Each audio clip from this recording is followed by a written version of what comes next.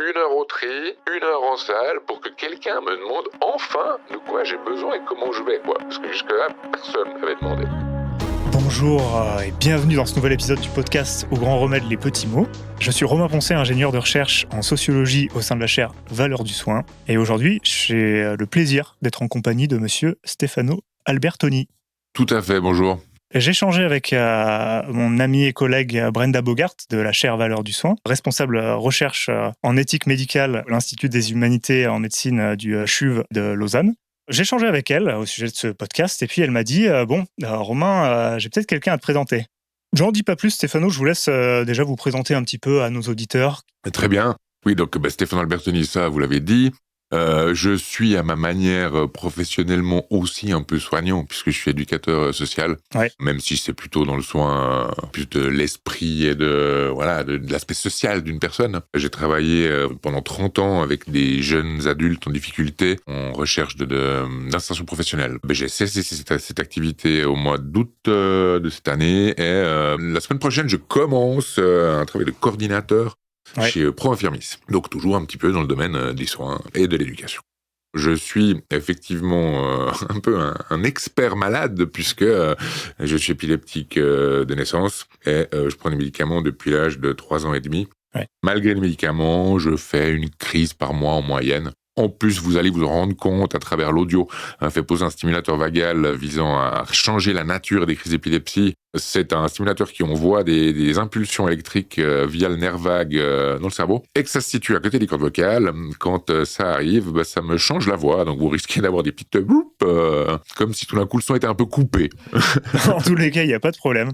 Vous avez accepté de jouer le jeu Au grand remède les petits mots. Vous nous avez choisi une histoire, une anecdote qui, me semble-t-il, a l'air quand même un peu charnière justement dans cette trajectoire de patient. Absolument, absolument. Dans mon quotidien d'épileptique, je dirais, je prends mes médicaments selon la posologie. Tout se passe bien 28 jours par mois et en général, une fois dans le mois, je fais une crise qui est nocturne, qui me réveille et puis après, je me rendors et basta. Et quelquefois, il arrive que je faisais ce que les neurologues appelaient des crises en chapelet. C'est une crise d'épilepsie un peu sans fin, si on veut. Je la sens monter. Alors, les personnes qui sont épileptiques peut-être comprendront cette histoire de sentir monter la crise. Au moment du déclenchement, quand je fais ces crises en chapelet, ça retombe. Jusqu'au moment où je m'endors un petit peu, puis l'endormissement va refaire une montée, etc. Ouais. Puis au fait, en gros, chaque fois que je me rendors, toutes les 30 secondes à 1 minute, je fais une crise. Et ça pouvait durer plusieurs heures. Et une de ces fois-là, j'avais tellement de convulsions, même sur les organes internes, que ça me crée des vomissements. J'étais en train de convulser et de faire des crises d'épilepsie à répétition. Et l'infirmier de tri me dit « Qu'est-ce qui vous arrive ?» Puis c'est ma femme qui répond, évidemment, puisque je peux pas parler. Là, l'infirmier reprend ma femme en disant « Non, mais c'est pas à vous que je pose la question, c'est à monsieur. » Ma femme dit « Mais oui, j'ai compris, mais c'est justement pour ça que je réponds, c'est parce qu'il peut pas vous parler. » À cette époque, j'avais des seringues intranasales. C'est un liquide que je devais m'injecter dans le nez. C'était du dormicum, une substance que peuvent prendre des héroïnomanes quand ils ont plus d'héroïne. Du coup, on m'a un peu regardé de travers en me cataloguant, en me demandant est-ce qu'il fait une crise d'épilepsie? Est-ce que c'est un tox qui vient nous demander sa dose?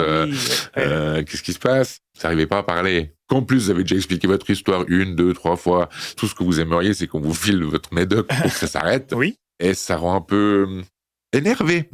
On peut comprendre.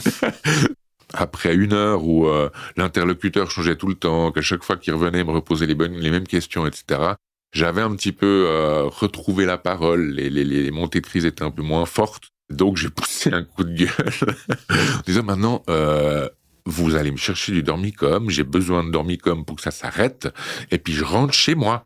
Vraisemblablement, c'était une interne qui allait chercher sa responsable. Et la responsable, elle m'a tout de suite semblé plus expérimentée, mais pas seulement médicalement, je dirais aussi humainement. Oui. Parce qu'au fait, il s'est passé un truc tellement con. C'est que cette femme, quand elle est arrivée, elle a pris mes mains dans les siennes. Puis elle m'a dit « Monsieur, vous avez besoin de quoi ?»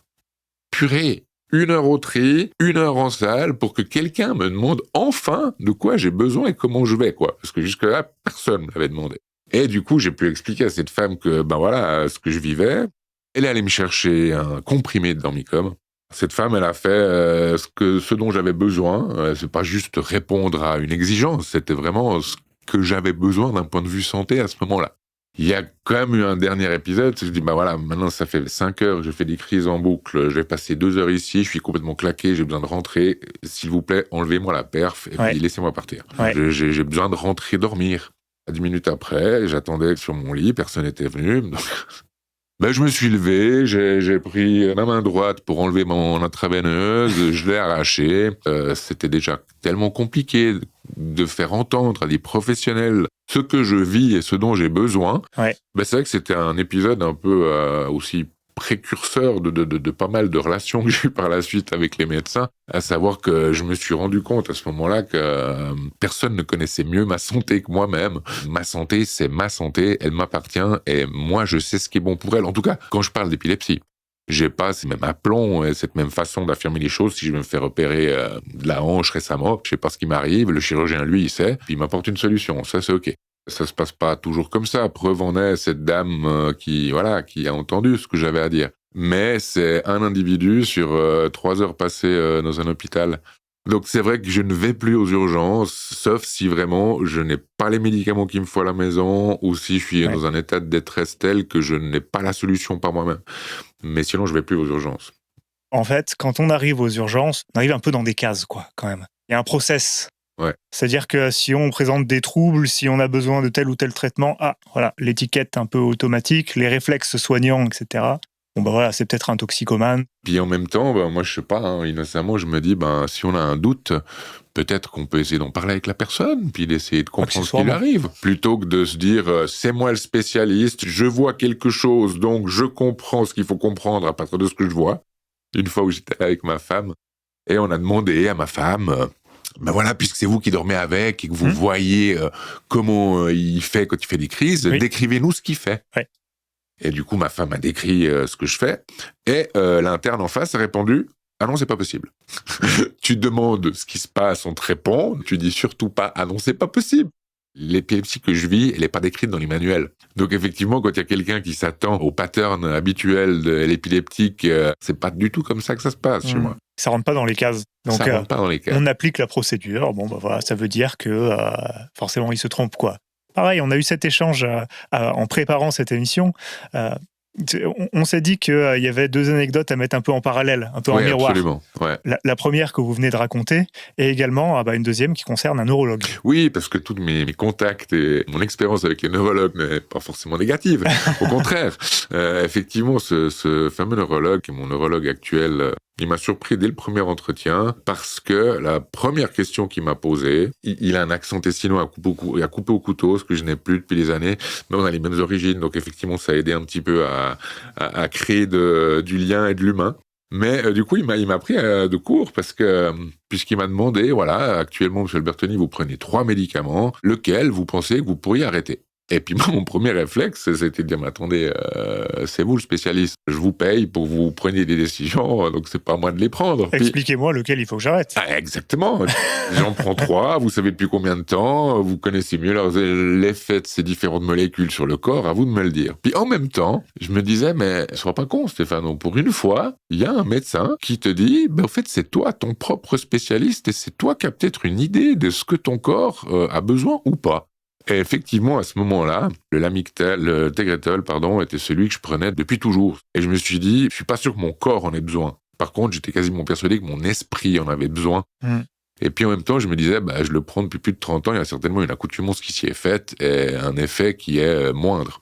On a fait un arrêt dégressif. Puis au bout d'un mois, je prenais plus de Tegretol. Ça n'a pas tellement changé ni vers le mieux ni vers le moins bien, mais les manifestations épileptiques étaient identiques. Il a permis de reprendre partie de pouvoir sur moi-même et puis d'épargner un peu mon foie. En fait, à la fin de l'histoire, ça a pris soin de vous, quoi. Ah bah oui. Parce que votre foie s'en porte mieux. Exact. Vous êtes plus serein également, je suppose, à l'idée de consulter un neurologue, enfin en tout cas ce neurologue-là. Voilà, j'y vais sans appréhension, c'est juste l'idée de redonner du pouvoir aux patients. Je suis pas sûr que tous les médecins fonctionnent comme ça. Et pourtant, je suis convaincu que c'est le patient qui doit avoir le pouvoir de son propre corps, assisté, aidé par des spécialistes qui ont des connaissances que le patient n'a pas. Parce que j'ai eu cette relation avec ce neurologue et qui m'a fait comprendre que, au fait, c'est à moi de prendre les décisions qui sont importantes pour moi.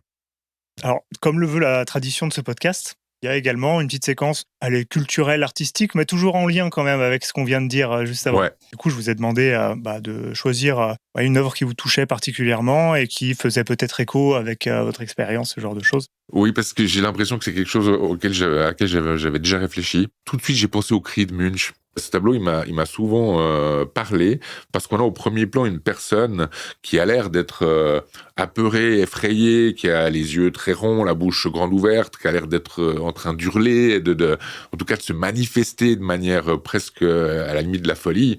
Et elle a ses deux mains sur ses oreilles, ce qui me laisse croire qu'elle crie, ou qu'en tout cas il y a un bruit ambiant qui lui est insupportable, ou qu'elle produit ce bruit ambiant. À l'arrière-plan, il y a un coucher de soleil qui est plutôt apaisant, et on voit deux personnes qui se baladent sur une digue, qui ont l'air de rien entendre, au fait, et de pas être dans le même tableau. C'est l'impression que j'ai quand je vais aux urgences, des fois, de crier mes besoins, et qu'au fait, les médecins et spécialistes autour, ils en ont à peu près rien à brère.